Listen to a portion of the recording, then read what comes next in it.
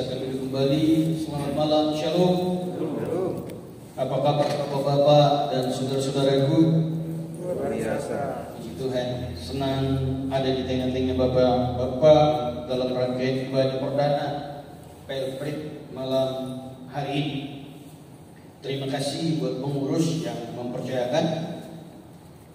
Kita terus doakan supaya pelayanan Pelprit semakin berkembang. 1 tahun ini jumlah jiwa yang beribadah bisa semakin bertambah. Baik, mari kita dapati pembacaan kita dalam 2 Korintus pasalnya yang ke-5 ayat yang ke-17. 2 Korintus 5 ayat yang ke-17. Mari kita baca sama-sama ayat ini. 2 Korintus 5 ayat 17. 1, 2, 3. Jadi siapa yang ada di dalam Kristus, ia adalah ciptaan baru. Yang lama sudah berlalu, sesungguhnya yang baru sudah datang. Baik bapak-bapak yang dikasihi Tuhan, ayat ini disampaikan oleh Rasul Paulus kepada jemaat di Korintus, karena di Korintus ada yang meragukan tentang pertobatan Rasul Paulus dengan mulai membanding-bandingkannya yang saat itu dengan sebelumnya, sehingga sampai di telinga Rasul Paulus bahwa di Korintus itu sepertinya ada yang mulai meragukan tentang pelayanan kerasulan dari seorang Rasul Paulus. Maka dia menjelaskannya kepada mereka bahwa saya ini ada dalam Kristus. Saya ini ada dalam Kristus, dan ketika saya ada dalam Kristus, saya ini sudah berubah. Yang lama tadi sudah pergi, dan yang baru itu sudah menguasai hidup saya. Jadi Rasul Paulus seperti menjelaskan bahwa saya ini bukan lagi yang dulu. Saya ini sudah orang baru. Saya ini bukan lagi yang tahun-tahun yang lalu, yang waktu saya masih bernama Saulus. Tidak lagi.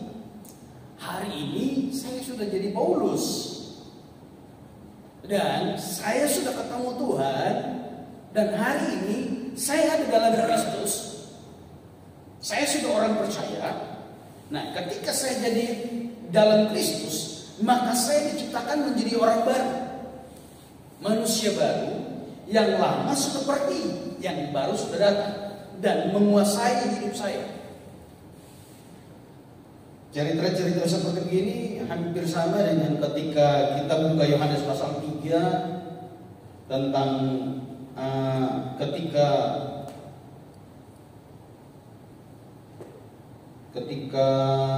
Nikodemus datang kepada Yesus, dan dia malam-malam datang kepada Yesus dan bertanya, bagaimana itu seperti ini?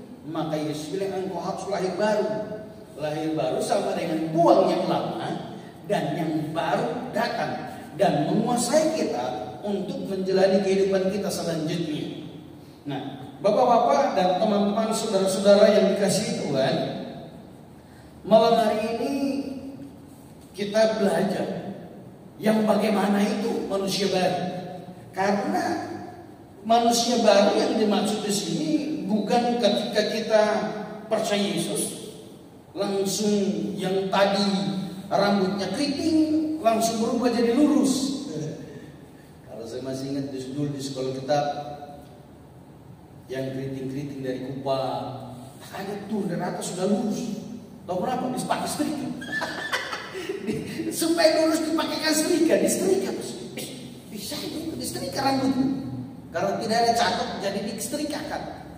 Tapi dikerjakan oleh senior sih yang tahu tentang begituan. Kalau salah-salah lama-lama kulit kepala juga tersetrika. Jadi bukan begitu. Atau tadi misalnya saya kulitnya seperti begini, kaget ketika percaya Yesus langsung jadi putih. Biar pakai sinsui 1 karung pun tidak akan putih-putih karena memang sudah begini. Kecuali orang yang mau putih kadang dia suntik putih dan lain sebagainya, atau operasi kulit supaya berubah. Tapi bukan itu maksudnya. Rasul Paulus punya maksud yang dia maksudkan di sini, yang jadi baru itu, yang pertama kita buka lihat ayatnya yang ke-15. Ayat 15. Dan Kristus telah mati untuk semua orang, supaya mereka yang hidup tidak lagi hidup untuk dirinya sendiri, tetapi untuk Dia yang telah mati dan telah dibangkitkan untuk mereka.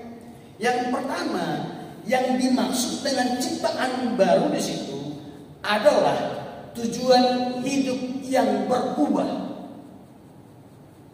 Sekali lagi, yang dimaksud dengan ciptaan baru di situ adalah tujuan hidup yang berubah, atau yang kerennya visinya berubah. Yang tadi dia hidup untuk dirinya sendiri, semua dia, tidak boleh orang lain. Kalau orang lain lebih dari dia, nak cemburui, nak irikan, nak marah, nak babeku. Ya. Kalau orang lain lebih dari dia, oh, dia tidak setuju, dia tidak suka. Seperti Rasul Paulus, ketika masih nama Saulus, dilihat orang percaya semakin banyak, mulai perbandingkanlah dengan agama Yahudi. Dia minta kuasa, dia minta surat kuasa supaya dia pergi bunuh orang-orang yang percaya. Jadi semua berfokus pada diri sendiri.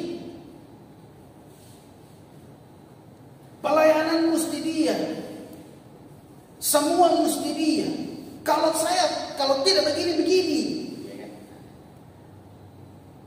Kalau orang lain yang dikasih, saya tidak setuju, saya tidak suka.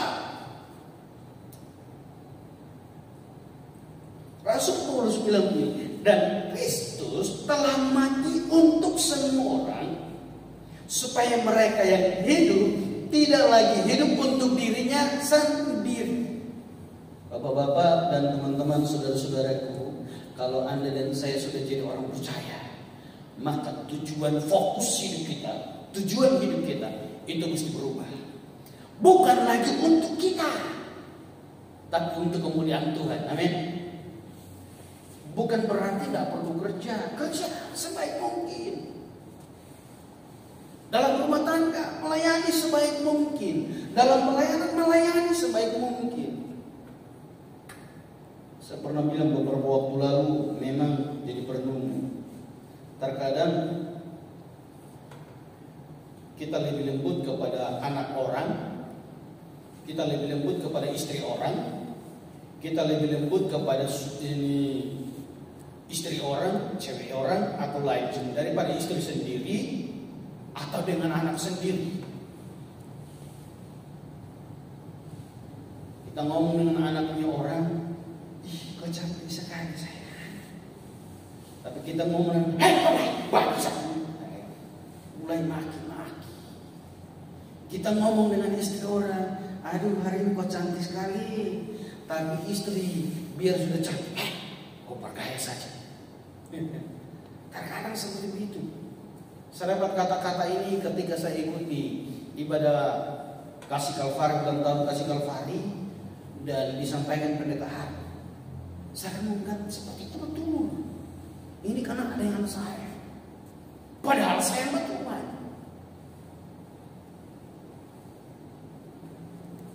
Sepertinya fokusnya ke saya saja, jangan orang lain. Istri orang menelpon, halo, sama seperti Ustaz Daas. Dia bilang,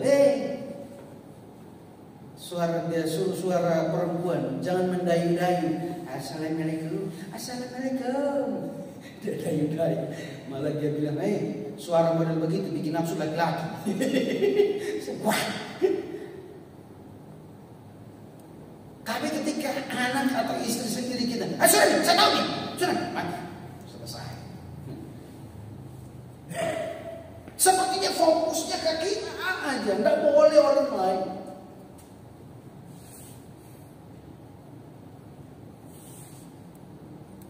Kolose bilang, Rasul Paulus bilang sama jemaat di Kolose, apapun juga yang kamu lakukan bukan untuk diri, bukan dilakukan seperti untuk Tuhan, bukan untuk diri sendiri. fokus kita harus berubah. Bapak-bapak, ketika fokus saya berubah, semua berubah.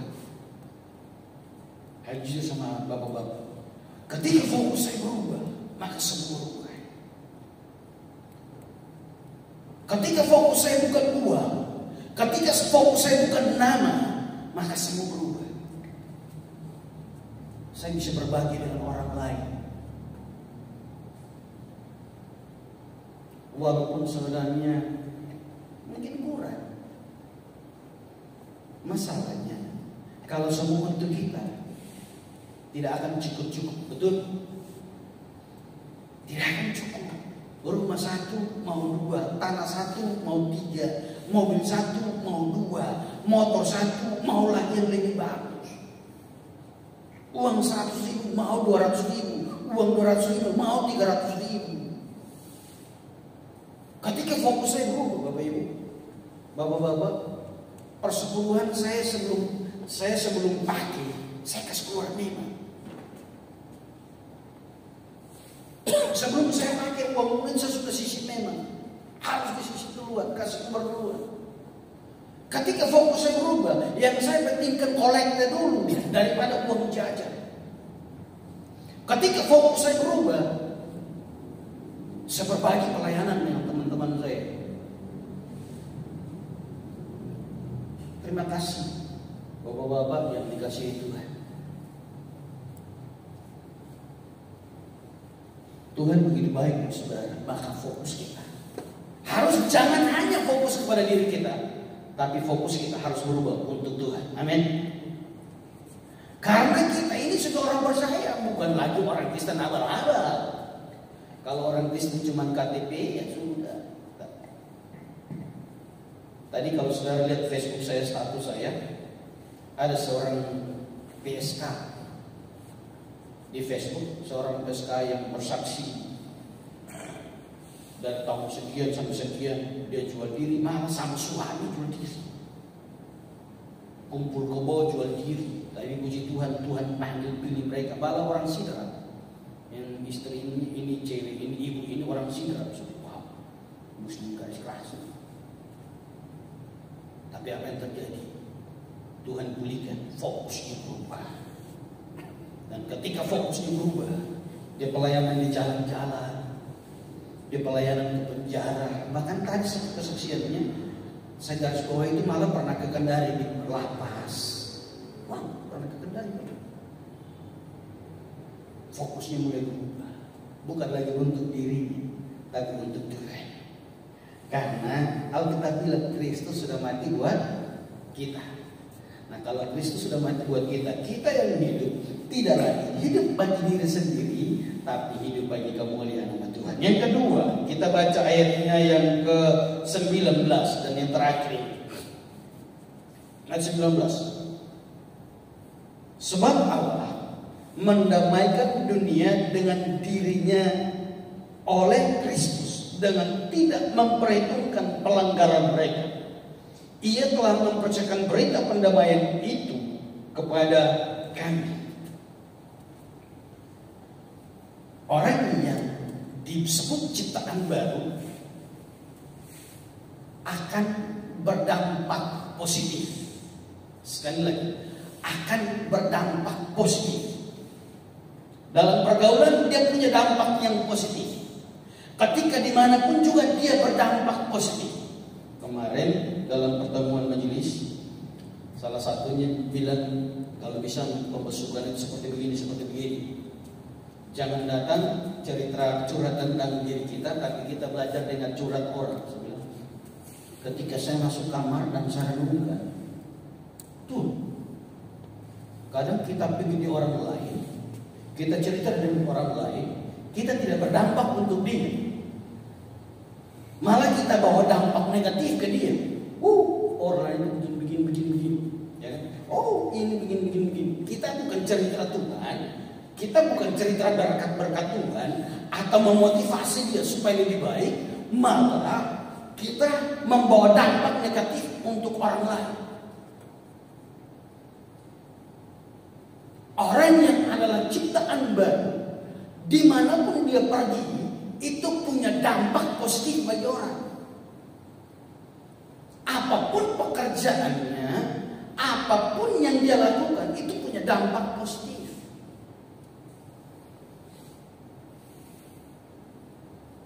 Ini yang luar biasa. Karena dia bilang gini, Rasul Paulus bilang, sebab Allah telah mendamaikan dunia dengan dirinya oleh Kristus. Dengan tidak memperhitungkan pelanggaran mereka, ia telah mempercayakan berita pendamaian itu kepada kami. Rasul Paulus bilang, dimanapun dia pergi, ada damai di sini. Bukan menghasilkan permusuhan. Maka mari kita belajar sebaik-baik mungkin. Dimanapun kita pergi, kita hasilkan damai buat orang lain. Kita berdampak positif bagi orang lain. Bukan menghasilkan sakit hati, bukan menghasilkan cerita miring, bukan menghasilkan iri dengki, tetapi menghasilkan damai. Amin. Tuhan Yesus memberkati. Mari sama-sama bagi berdiri. Tuhan, aku mau